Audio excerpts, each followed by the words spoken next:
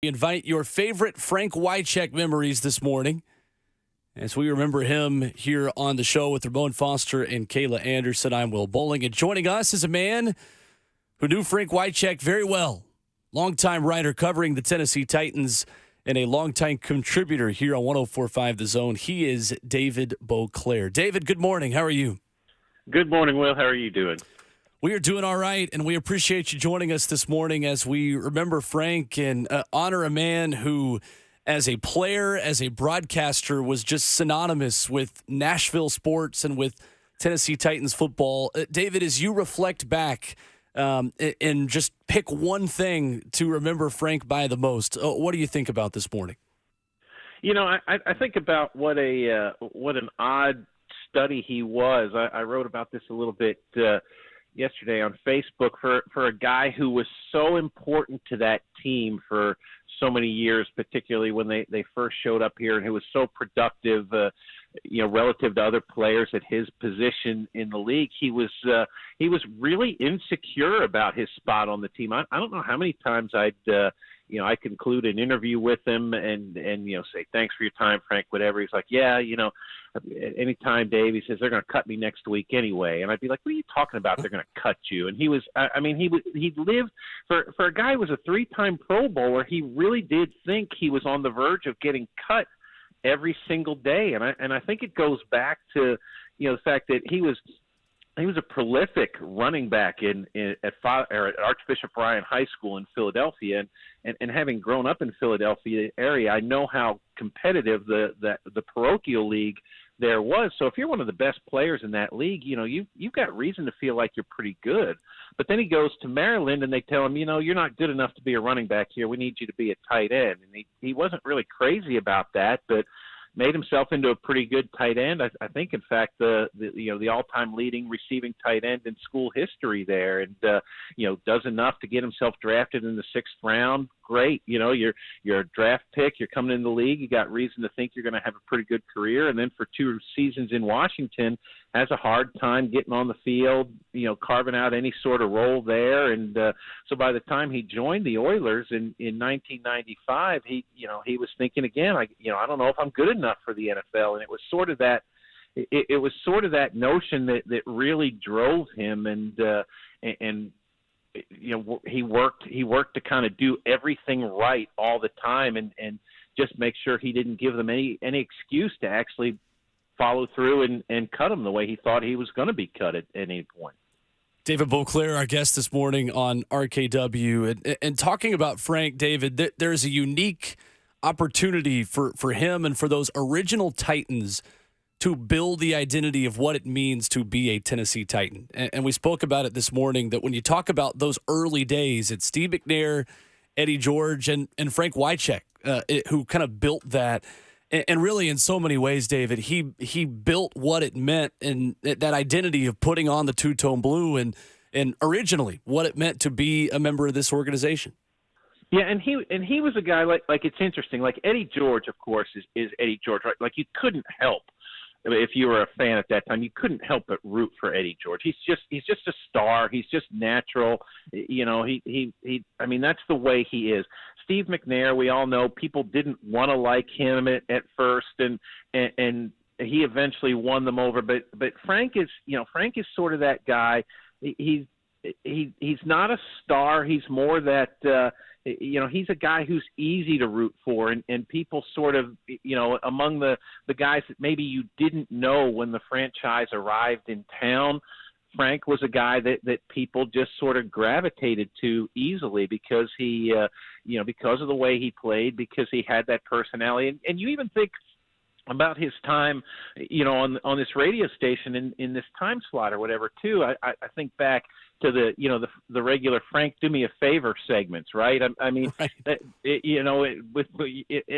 It's funny because same sort of thing. Like Eddie George is not a guy that people think, you'd love to meet Eddie George and but you'd be a little bit starstruck or whatever. But Frank's a guy that everybody feels like, yeah, hey Frank, do me a favor. I think there was something really poignant and really telling about that in terms of how he, how fans felt about him, that, that segment was able to work on this show and became a pretty popular one there for a while. And I know he enjoyed it too.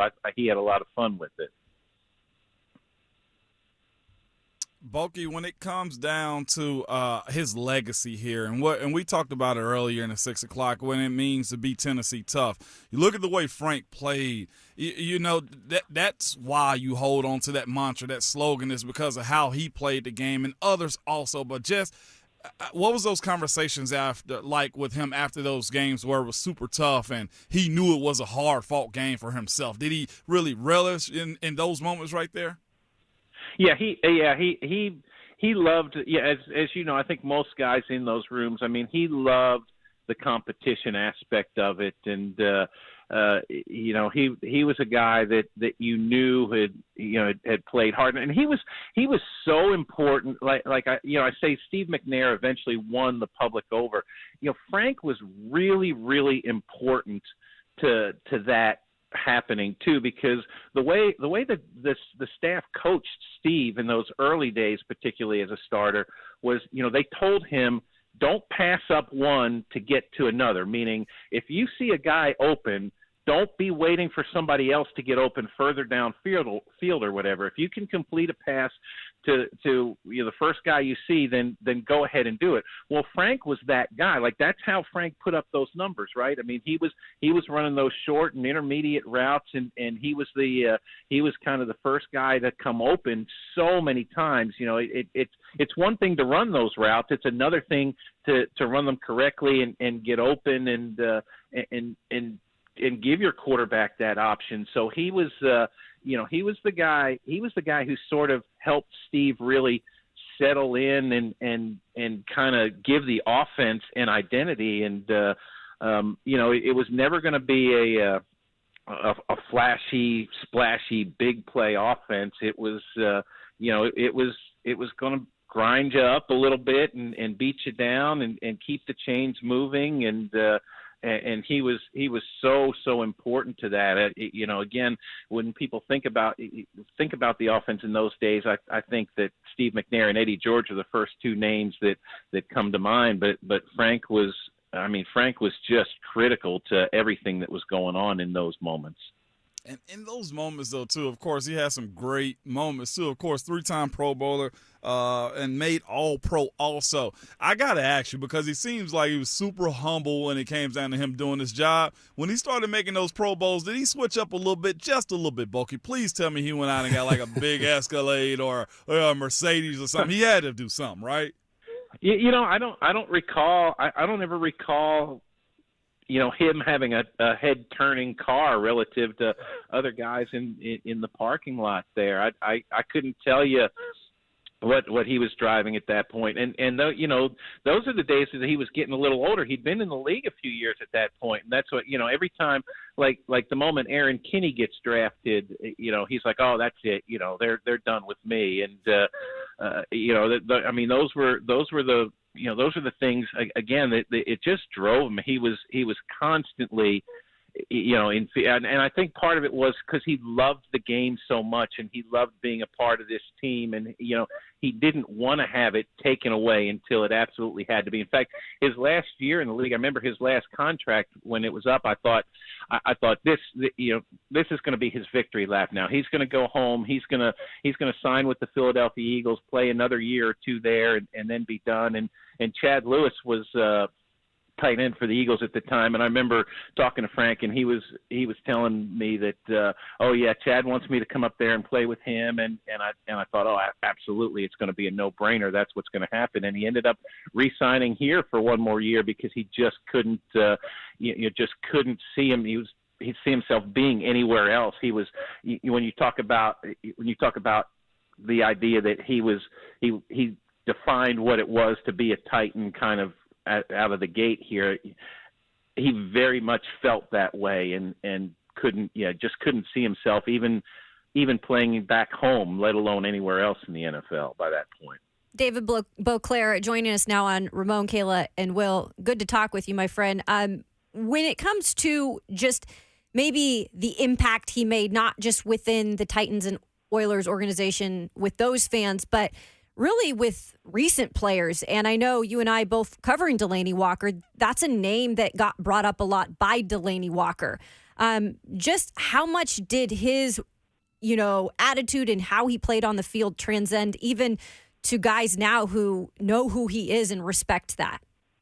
Yeah, well, I mean, he set a standard, right? He put up numbers. Records are made to be broken, and Delaney was a guy who threw himself into the history of the team when he was here. He wasn't here just to collect a paycheck and further his brand, if you will. He wanted to he bought into what was here, and of course Frank was around as part of the broadcast crew for a while, and in doing the radio show and whatnot. So he wasn't just a name in the old media guides or whatever, and in the record book. Yeah, I mean, he was he was a guy who was there, and you could talk to him about it, and it was important to Frank to share some of those memories and some of the things he went through. And, hey, don't take for granted the fact that these fans are great here in town. When we first showed up, we had no fans in the stands and whatnot, that sort of thing. And Delaney's a guy who cares a lot and took it to heart. And I think, I think Frank sort of enjoyed that Titan emeritus role that he sort of had by default, just by being around as part of the broadcast crew for a while, and they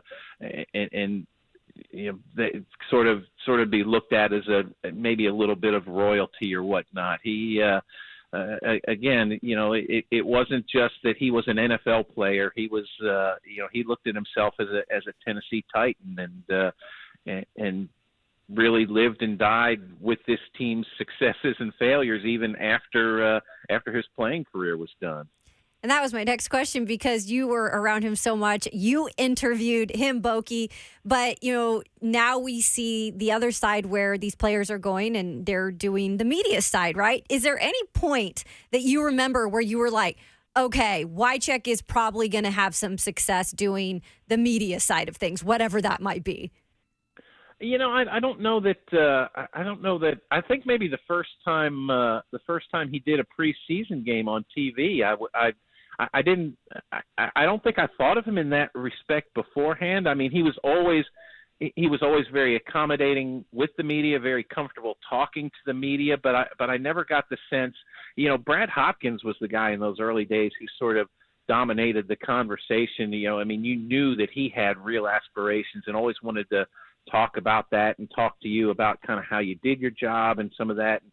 And you didn't get that from Frank, but the moment that he did a preseason game and you heard him on the TV and he was, had great insight and seemed very comfortable doing that, you kind of thought, oh yeah, this is going to work for him if this is what he wants to do.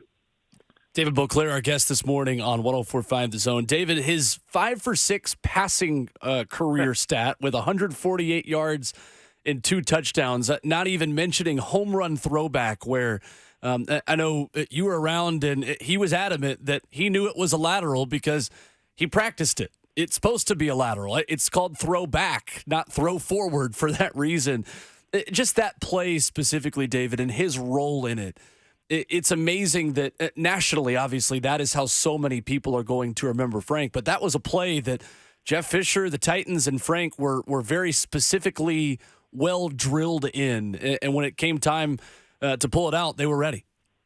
Yeah, and that's that kind of goes back to what I was saying earlier about how he was a guy who tried to do everything right. Coaches could trust him in those moments, and we had the conversation numerous times over the years, and he would always, it'd get his dander up a little bit because he'd say, "I know it was a legal play because it was my job to throw it backward," right. and it tells you something though. It's the details of the play were important to him, right? It's not just, well, I just got to get the ball and get it over to Dyson or whoever was supposed to. Derek Mason, I think, was the guy who was supposed to be there. It's not, I have to get the ball over to that side of the field. It's, I have to lateral it back to a person on that side of the field. And so, you could trust him to do that. And when he would say that to me, he would say it so convincingly that whatever the optics of the video look like, and it's tough when you watch it, and the fact that he's falling back doesn't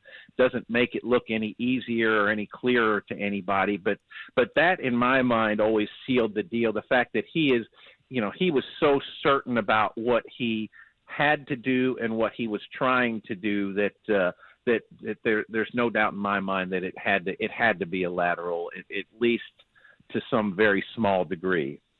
David Boclair, our guest this morning on RKW. David, great stuff as we remember a man that is larger than life here in Nashville as a player, as a broadcaster. Certainly lots of great stories this morning, and we look forward to remembering his life and legacy throughout the day. Appreciate you coming on to help us.